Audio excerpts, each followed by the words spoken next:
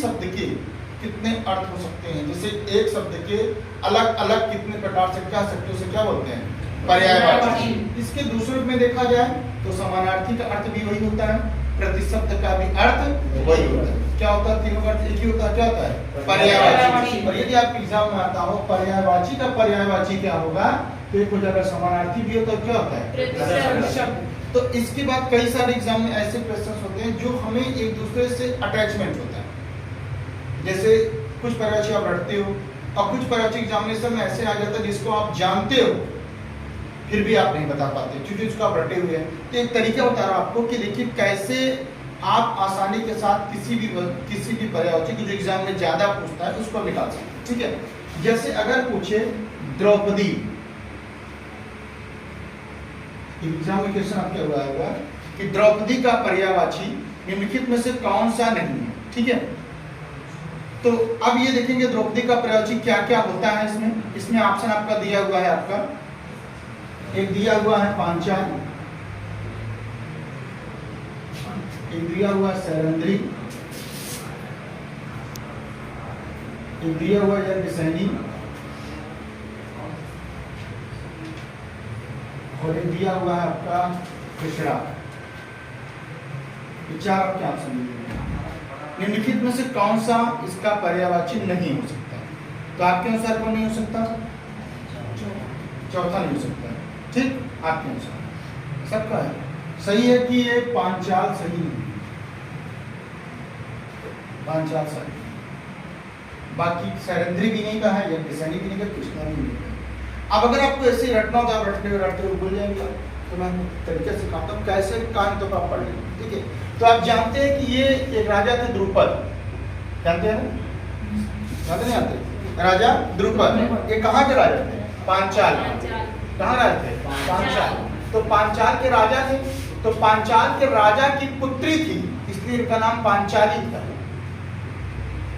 क्या था, पांचाली। जैसे भी गांव में बताया कि आप जिस गांव की रहने वाली लड़की हो, कहीं विवाह हो जाएगा तो कहीं फलाना गांव वाली, कहते नहीं कहते कि अरुआ वाली, चैनपुर वाली, आजमगढ़ वाली, ऐसा कहते नहीं कहते। तो वैसे ये भी ली लगा हुआ है, क्या, पांचाली। क्या लगा हुआ है, पांचाली। तो जो पांचाल की रहने वाली थी इसलिए इनका क्या नाम पड़ गया, पांचाली। द्रुपद की पुत्री थी इसलिए इनको द्रौपदी कहा गया है। क्या कहा गया, द्रौपदी। क्या कहा गया, द्रौपदी। चूंकि इनकी कोई, अब आप पता है कि इनका क्या था कि जो द्रुपद थे इनका विवाद हो गया था। अब विवाद हुआ किससे था, गुरु द्रोणाचार्य से। किससे हुआ था, गुरु द्रोणाचार्य से इनका विवाद हो गया था। तो इन्होंने ये सोचा था कि इनका जो पुत्र होगा वो गुरु द्रोणाचार्य की हत्या करेगा, ऐसा था। तो इनके दो पुत्र हुए, एक का नाम था धृष्टुम जिनका पुत्र था, और पुत्री कौन थी, द्रौपदी। धृष्टुम और द्रौपदी।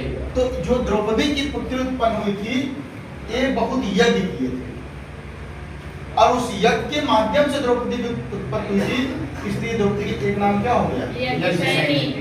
क्या नाम पड़ गया, यज्ञसेनी। तो द्रौपदी कितना नाम हो गया, एक आपने पांचाली जाना, एक अच्छा यज्ञसेनी जाना और द्रौपदी जाना। ठीक है, अगला आता है कृष्णा।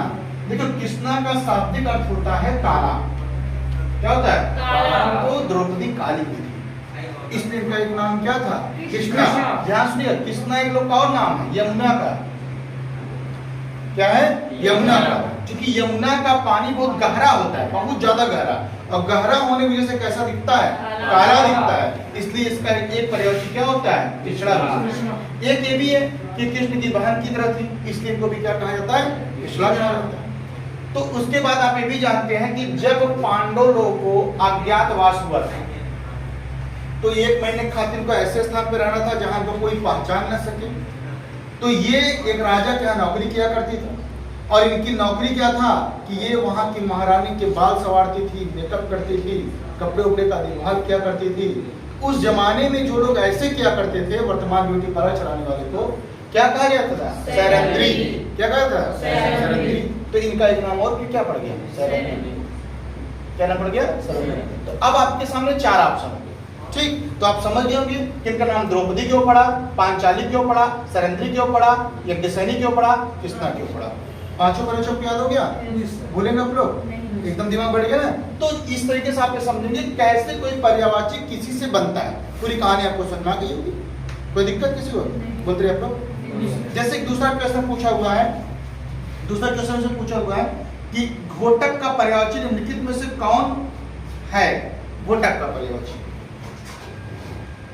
घोटक का पर्यायवाची दिया हुआ है, फिर से पूछा निम्नलिखित में से कौन सा है? एक अश्व दिया हुआ है, ठीक है, तो पहले आप तो मार ही देंगे, अश्व तो होता ही है, अश्व होता नहीं होता? अश्व होता है। अब देखिए उसके बाद और क्या क्या पर्यायवाची इसके हो सकते हैं घोड़ा का पर्यायवाची। तो ये घोटक का एक